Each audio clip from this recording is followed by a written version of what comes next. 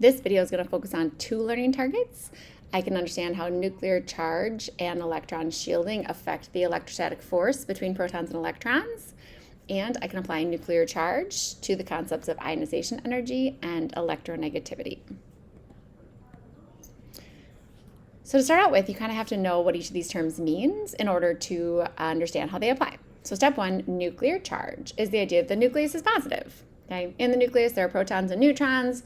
Protons are positive, neutrons are neutral. So that means in the nucleus, it's positive.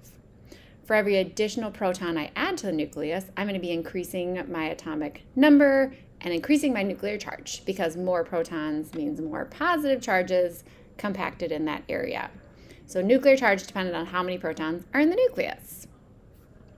Electron shielding, on the other hand, takes a look at the electron. Okay, and the idea here is that push-pull that we've talked about. When electrons are attracted to the nucleus, they are also being repelled by adjacent electrons.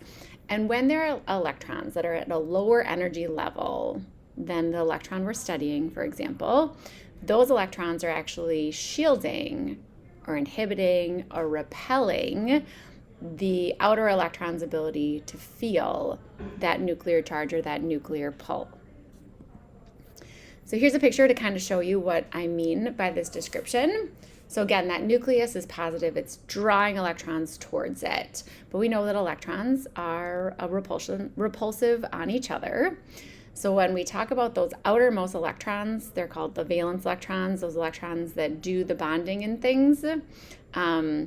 If those valence electrons have lower energy electrons between the nucleus and themselves, those outer electrons are going to feel less pull than they would have in a normal scenario.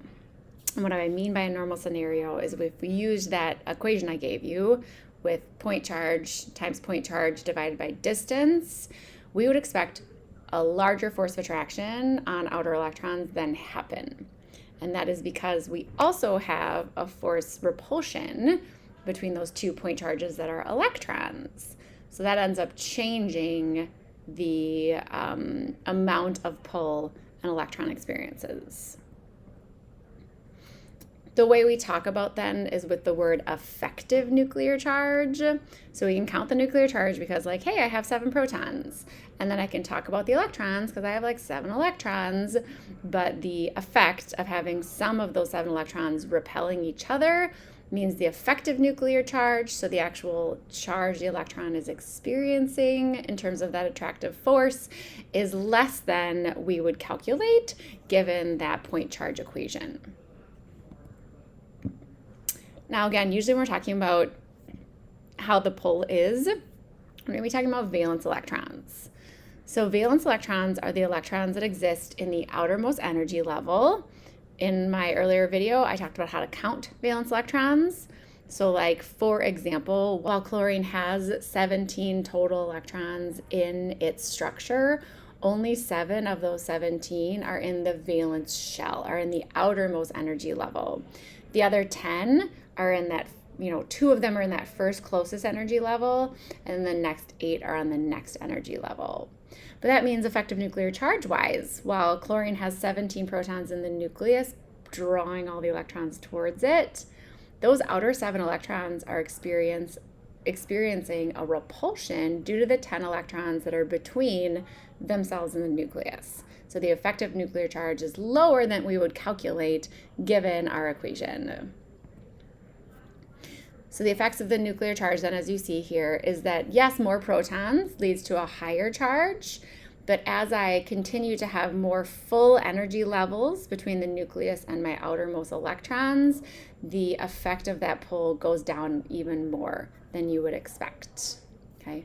Another thing that can affect nuclear charge though as well is if I gain and lose electrons.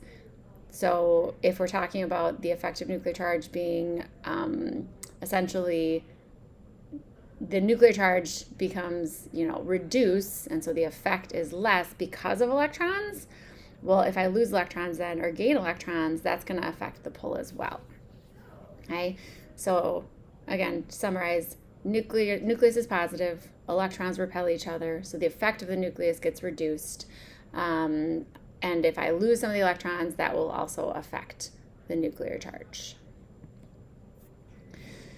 So sometimes that effective nuclear charge you'll see written up as ZEFE, which is the effective charge attraction. Okay, that's just how we talk about it. This effective nuclear charge, though, actually affects two measurements we take within a given atom. Okay, one measurement we take within a given atom is called ionization energy. Ionization energy is always the amount of energy it takes to take like one of those valence outer electrons and tear it away from the nucleus it's being attracted to. So essentially we have to put enough energy in to overcome the effective nuclear charge. Another measurement we take in the atom is called electronegativity.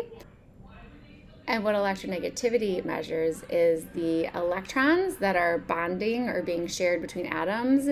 It's their tendency or ability to be pulled towards one nucleus or another. Okay? So again, when we talk about these outer electrons, electronegativity would be a measurement of how well those electrons are being drawn into a nucleus. So essentially how that effective nuclear charge is affecting those outer electrons that are experiencing bonding. So we'll talk through all these in class. Really get the definitions down. If you don't understand the concepts, that's fine.